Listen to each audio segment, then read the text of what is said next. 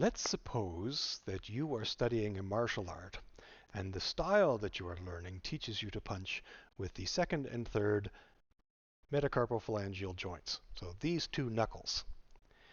These are attached to the metacarpal bones that you want to align with the radius bone in the forearm, and your elbow is essentially the back of your fist, and as you throw the punch, you want to line this up and stabilize the wrist using some muscular conditioning in your wrist and your forearm. You stabilize the wrist, and that allows you to punch with the maximum impact with these two knuckles. And you are taught not to punch with these two knuckles because statistics have shown that these knuckles are more likely to be broken when you punch somebody. Statistics, yes. 3 kinds of lies. Anyway, so common sense tells you these are the strongest bones. These line up with the strongest bone, and you want to punch with these. These knuckles don't line up with the strongest bone, and if you want to punch with these knuckles, you need to change the angle of the fist and line these metacarpal bones up with the radius, or with the ulna of the forearm, which is not as big a bone as this one. So clearly, punching with the second and third metacarpophalangeal joints is safer and more effective than punching with the fourth and fifth metacarpophalangeal joints. So, two-knuckle punch, three-knuckle punch. If you punch with these three, then you get the third, fourth, and fifth metacarpophalangeal joints connecting with the flat surface, if you are punching a flat surface. But if you punch with the second and third metacarpophalangeal joints, then you are hitting with two knuckles against a flat surface. And you'll notice that these two knuckles are lined up in the direction of the punch, but these two knuckles are going off this way.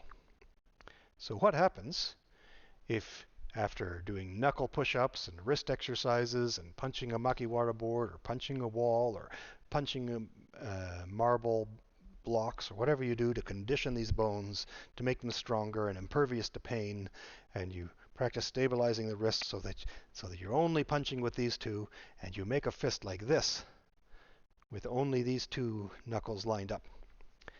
And then it happens. You get into a fight and you punch a target. Perhaps you're aiming for the bridge of the nose or the chin or the eye socket or whatever, and you aim with these two knuckles, and your opponent can't block. Your timing is perfect. They can't get their hand up fast enough, and so as you throw the punch, all they can do is go, ah, like that.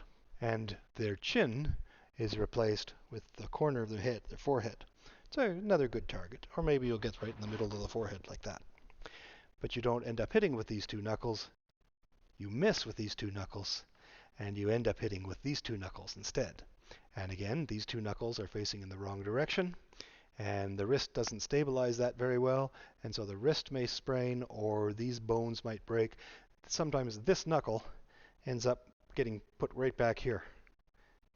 And it makes you go, ugh, when you see it the first time. So yeah, it's not a pretty sight. And maybe you get the bone set again, and your hand works fine, but you get arthritis as you get older. It hurts to hold chopsticks, or some things you just can't do anymore. And that's after years of conditioning and training to punch with these two knuckles. And you've gotten to one fight, and now you've broken these two, and you didn't hit your target.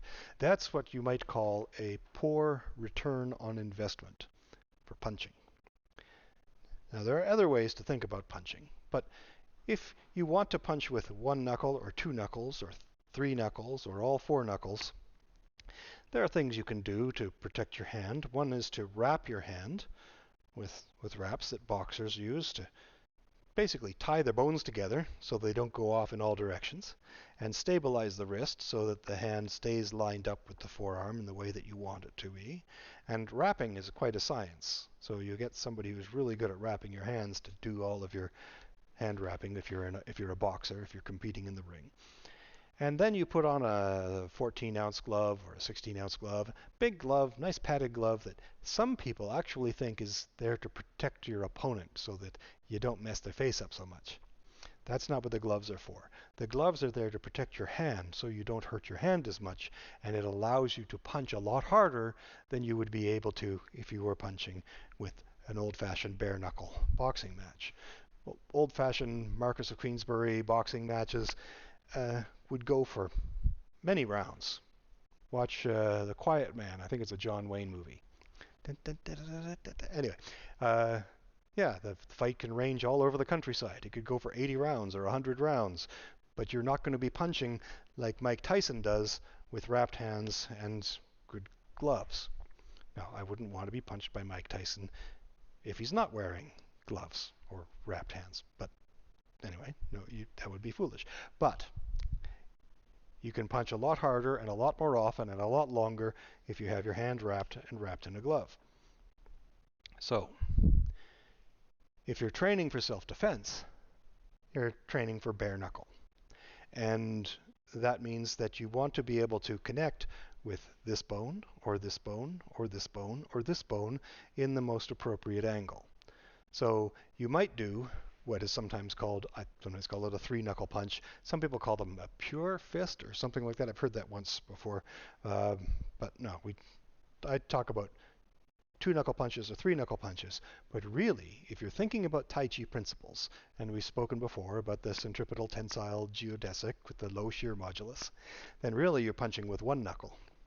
And you can practice seeing how stable your bones are by lining up your fist. Now, if you make a fist like this, you notice how this is not a straight line across here. This curves like that. What we do here in this goal is you make a fist like this with the little finger curling really tight, and then the ring finger, then the middle finger, and there. And what will end up happening is that these knuckles don't go flat like that. The fourth and fifth fingers, these knuckles will protrude a bit like this. So you're not tucking them right in. Let's get this angle. So it's not like this, it's a bit like that. This is because we want this line, these knuckles, to be lined up in a straight line. So you might punch with this part of the knuckle right underneath, or you might get the top of the knuckle, wherever. But you want all of these to be punching on the same plane, whether it's like this or like this. And you want to make sure that if you do connect with these two knuckles, or with this knuckle, that it's lined up with the radius bone, and that the forearm is aligned like this. But if you impact with these two knuckles, you want the angle of the wrist to be a little different. So this is very different from the way people think of punching a lot of the time, where the wrist has to be stabilized and there's only one shape for the wrist. The fist in Tai Chi, well, in my Tai Chi, is adaptive. It's flexible. The purpose of the fist is to make a connection with your opponent, to affect their center of gravity, and to be the terminus of your internal centripetal tensile geodesic. Refer to earlier videos if you're wondering what I'm talking about there. So if I connect with only this bone, I want that power to connect through the ulna, through to the elbow, and then ultimately through the whole body into the ground around either a class 1 or a class 2 lever. I don't want to be using class 3 levers. I don't want to be applying lateral pressure sideways on the bone. I want it to be going directly into the target. Now, again, see this knuckle here? See how this is poking out? You might think, oh, you're going to be punching with that. That's not actually what happens, because it will collapse. Okay? When you make contact, you're really punching with this knuckle here. Even though these are out in front, they just fold away. Okay? And they don't operate much like a shock absorber at all. They'll just be out of the way once you make impact. Okay. A vertical fist might be good for uprooting a person, might be good for getting underneath the chin, underneath the jaw. It might be good for punching the torso, for issuing short power, very close in. Right? It could also be used for uppercuts, and you can punch with any one of these bones. You just want to be able to adapt the angle of the wrist and everything else to the position of the target as you are throwing the punch. You want to be able to make that change as you are doing it. So in this respect, you want to treat the punch, like a push, is just faster. But it's as adaptive as a push is. So when I push and the person moves and neutralizes, I stick and follow in a circle so that I'm always on their center and I'm always changing. And the punch needs to be able to change shape as well. And this brings us to the difference between short power and long power. So if I'm doing a long punch and I'm throwing the fist, I want to make the fist go as fast as possible and hit the target and have as much kinetic energy on impact as it can without breaking my fist or damaging my wrist. And I want that power to damage the target. If I'm more of a push-like punch, then I'm thinking more about momentum than I am about kinetic energy. And in that case, I'm not talking about making my fist move fast. I'm thinking about making the target move fast. So the target accelerates when I connect to it with a lot of momentum. And the target will be a small part of the opponent's body. And so that's sort of the rough introduction to the mechanics of punching. And there are many different ways to condition or train the punch. What we don't want to be doing is making a four-knuckle punch with a two-knuckle fist. You want to always have the four-knuckle fist so that you can, and sometimes a five-knuckle fist, but we don't talk about that much around here. But so this shape of the hand is not to strike with this thumb. It's to stabilize the musculature in the hand. So you're holding you bring this thumb up because that helps to hold these knuckles in alignment. If you tuck the thumb under and you tighten it up, then it pulls these knuckles down. But if you bring this thumb up, then it allows you to stabilize the alignment of the knuckles this way. So that's the idea. So I don't argue a preference for horizontal fists, vertical fists, two-knuckle punches, three-knuckle punches, four-knuckle punches, or whatever. What I'm concerned about is first principles and the alignment of whatever you are punching with the rest of the body. So the punch will change shape as the target moves and changes. It adapts. So when we talk about stabilizing the fist in order to reduce injury and maximize efficiency, improve your return on investment for all your years of training, then we want to think about doing it without wrapping your hand. You want to use the muscles in your hand and forearm to stabilize the metacarpal bones in the hand so that they stay on the same plane as each other. So that if you punch with one knuckle and you miss and you end up hitting with the other, that at least you have one plane in alignment. If you don't have the bones in alignment, then when you miss with one knuckle, then you're going to damage the others because they'll be more likely to break. So you use the muscles in the hand and forearm to keep those knuckles in alignment. Now, you can explore the stability of your hand by forming the fist and then wiggling each knuckle relative to the others. So my second metacarpophalangeal joint can be moved relative to the third. Not a lot, but it's visible to me. And the third can be wiggled a tiny bit relative to the second and fourth. And the fourth can be wiggled quite a bit relative to the third. And the fifth can be wiggled quite a lot relative to the fourth. So I can move that knuckle up and down and twist that bone out of alignment with the others. So that if I were punching with this knuckle and I collided with this one, then this bone would probably break if I were using any force at all in my punch. So you want to stabilize those bones, get them back into position, and then hold them there and practice finding a way to stabilize the muscles in the hand so that it's more difficult to wiggle that knuckle and more difficult to wiggle that one and so on. So when I do that, I often find myself bringing this thumb up and around to the side. So this thumb is not there to strike with, although it can be.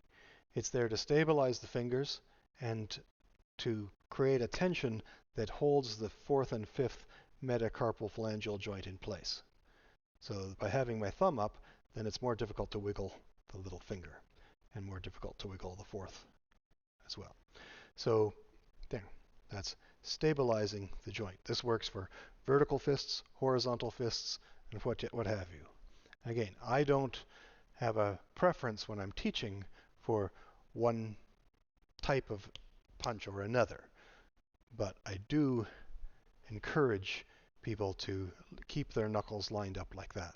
So now if you do a straight punch like that, then you can turn and you can punch with all four knuckles, or two knuckles, or one knuckle, or three, or so. And even if it's a spring punch, same idea. And if you are doing a vertical punch, then this will line up with the ground and you'll transfer momentum more efficiently. And if you're snapping a punch, a horizontal fist, with this kind of punch, will apply kinetic energy a little more efficiently. But always the punch is adapting to the relative position of the target and your ability to generate power with that centripetal tensile geodesic. And by having a really good precise sense of which way these bones are going, that will improve your adaptability, your ability to have the needle inside the cotton, as we say in Tai Chi. You want to be able to have an extremely strong tensile modulus and very low shear modulus. You want to always be on target, always have that, what people call forward pressure, and have no lateral resistance at all. So your attacks are constantly changing and neutralizing the opponent, their attack and their resistance, and you're like a hot knife cutting through the fog.